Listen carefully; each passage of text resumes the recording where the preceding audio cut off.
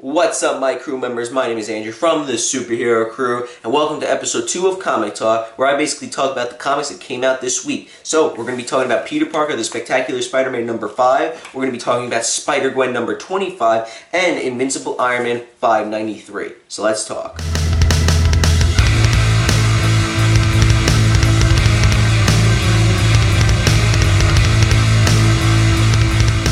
Let's talk about Peter Parker, the Spectacular Spider-Man number 5. So, last issue, Vulture took Tinker's brother hostage, and there's a whole thing with a building that falls down, that the Vulture put bombs in, so now it exploded and it fell down, and Spider-Man was holding up a thing and trying to save Uatu, some kid, not the Watcher, because he's been dead for a while, and they make that joke in the book. And then Spider-Man saves the Tinker's brother from the Vulture, and he basically puts Teresa Parker and the Tinker's brother into hiding.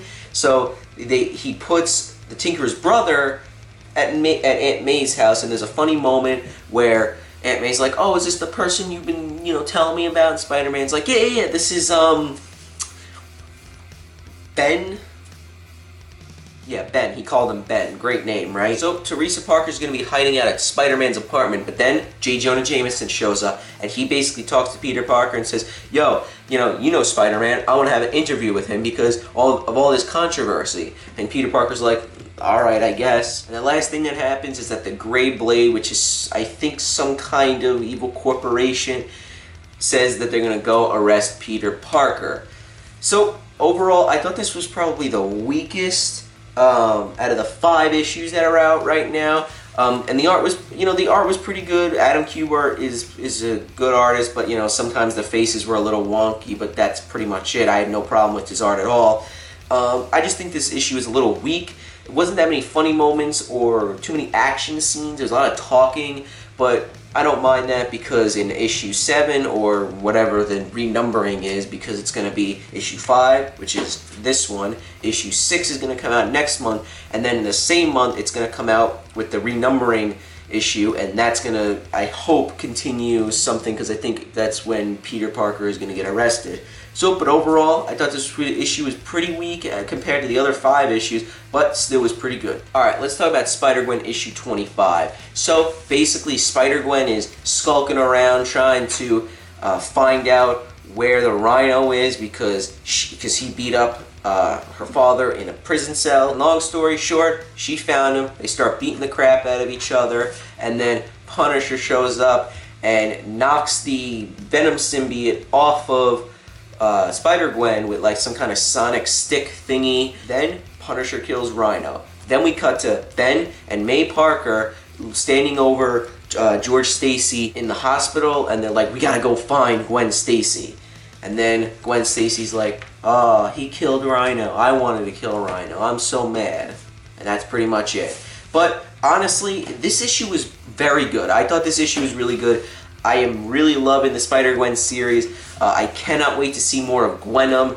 I'm really excited. It's such a cool concept. I remember the variant cover came out a while back because of Venomverse, and it had it was a Spider-Gwen variant cover with her with the Venom symbiote on, which was really, really cool. But now we actually get to see Gwenom in action, which I'm really enjoying. And the art was fine. The art's been the same since like the first volume of the series, way back when. Alright, so let's talk about Invincible Iron Man number 593. So basically, to make a long story short, Tony Stark's gone missing. Mary Jane and Tony Stark's mother is gonna lose the company, and apparently Tony Stark's gone missing. I don't know, because he was in a coma, now he's just gone.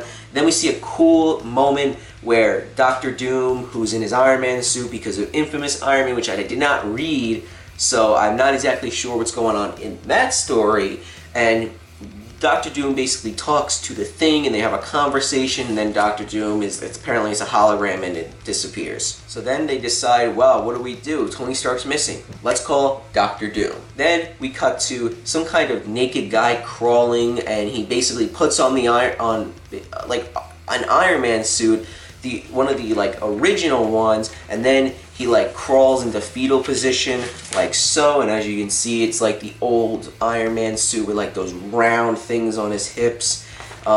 which is pretty cool to see. So yeah, I don't know what that's all about. Now, I forgot to mention this with Gwenom, with Spider-Gwen number 25. They have the origin here for Ironheart, as you can see.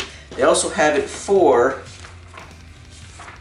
Gwenom, or Spider-Gwen. I keep saying Gwenom. They don't have it for Peter Parker, the Spectacular Spider-Man, because it doesn't have the Marvel Legacy banner on top, because it's not the Marvel Legacy title yet. That'll be coming out next month. So overall, Peter Parker the Spectacular Spider-Man wasn't the best issue. I think it was the weakest out of the 5 issues. So I would have to give Peter Parker the Spectacular Spider-Man number 5 a 7.5 out of 10. So for Spider-Gwen number 25, I would have to give it an 8.5 out of 10. I'm really excited to see more of Gwenom. I can't wait to see the other issues, and I hope the series will continue to be really great, because it's one of my favorite series that are out right now for Marvel.